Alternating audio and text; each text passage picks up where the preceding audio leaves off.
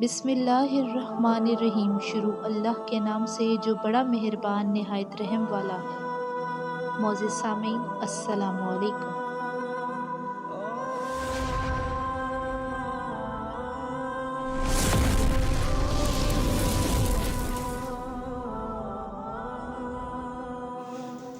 मोअज़्ज़िज़ सामीन, आज मेरी वीडियो का उन्वान है हज़रत नूह अलैहिस्सलाम। वीडियो में एंड तक बने रहिएगा। अगर मेरी वीडियो पसंद आए तो मेरे चैनल को सब्सक्राइब करें, लाइक करें और कमेंट करें। शुक्रिया। हज़रत आदम अलैहिस्सलाम के बाद मशहूर अम्बिया अलैहिस्सलाम में से एक हज़रत नूह अलैहिस्सलाम हैं। आप अलैहिस्सलाम की वलादत हज़रत आदम अलैहिस्सलाम की वफ़ात से 126 साल बाद हुई। आप अलैहिस्सलाम को 1000 साल उम्र मिली। इसमें से 950 साल तक आप अलैहिस्सलाम अपनी कौम को नसीहत करते रहे। हज़रत नूह अलैहिस्सलाम का असल नाम अब्दुल गफ्फार था, लेकिन आप अलैहिस्सलाम अपनी कौम और आखिरत की फ़िक्र में बहुत ज़्यादा रोया करते थे। इसलिए अल्लाह ताला ने कुरान मजीद में आप अलैहिस्सलाम को नूह बहुत ज़्यादा रोने वाले के नाम से याद किया है। आप अलैहिस्सलाम मामूली नेमतों पर भी अल्लाह का बहुत शुक्र अदा किया करते थे। फरमाने इलाही है, बेशक वो नूह अलैहिस्सलाम हमारा शुक्रगुजार बंदा है। हज़रत नूह अलैहिस्सलाम का अल्लाह रब्बुल इज़्ज़त ने कुरान मजीद में 43 मकामात पर ज़िक्र फरमाया और कुरान मजीद की एक सूरत नूह का नाम भी आप अलैहिस्सलाम के नाम पर है। अल्लाह ताला ने हज़रत आदम अलैहिस्सलाम की औलाद में खूब बरकत फरमाई और औलाद आदम से बहुत सी बस्तियां आबाद हो गईं। तमाम साबका अम्बिया अलैहिस्सलाम की तालीमात के मुताबिक सिर्फ़ अल्लाह ताला की इबादत करते और इसके साथ किसी को शरीक नहीं ठहराते थे। औलाद आदम का अल्लाह ताला की इबादत करना शैतान पर बहुत गिरां गुजरता था और वो इस सोच में था कि किसी न किसी तरह औलाद आदम को गुमराही में मुब्तला करके अल्लाह सुब्हानहू तआला की रहमत से दूर किया जाए। शैतान को ये इल्म था कि शिर्क बहुत बड़ा गुनाह है जिस पर अल्लाह ताला बहुत ज़्यादा नाराज़ होते हैं, इसलिए इंसानों को शिर्क में मुब्तला करने के बारे में सोचने लगा। आखिरकार इसने कौम नूह में से जो लोग नेक फोत हो चुके थे, इनके नाम पर शिर्क को राइज करके लोगों को सीधी राह से हटा दिया। हमने हबशा में एक खूबसूरत गिरजा घर देखा जिसमें अम्बिया अलैहिस्सलाम और नेक लोगों की तस्वीर थीं।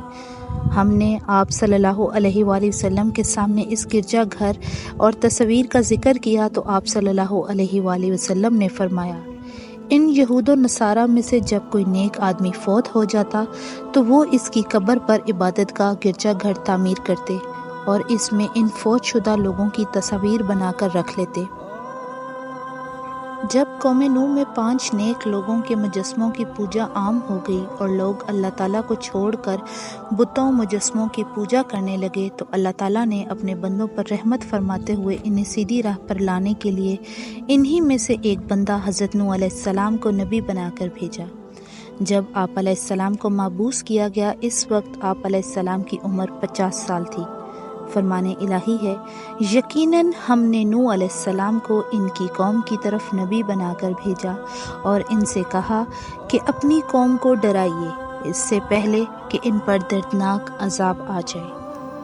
हज़रत नूह अलैहिस्सलाम ने नबूवत मिलने के बाद अपनी कौम की खैरख्वाही करते हुए इन्हें अल्लाह ताला का पैगाम पहुंचाया, मगर कौम ने सरकशी का मुजाहिरा करते हुए आप अलैहिस्सलाम को झुटलाया और आप अलैहिस्सलाम की मुखलिसाना दावत को मानने से इनकार कर दिया।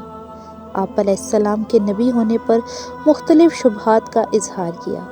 तुम तो हमारी ही तरह इंसान हो, तुम हमारे बजाय नबूवत के हकदार कैसे बन गए?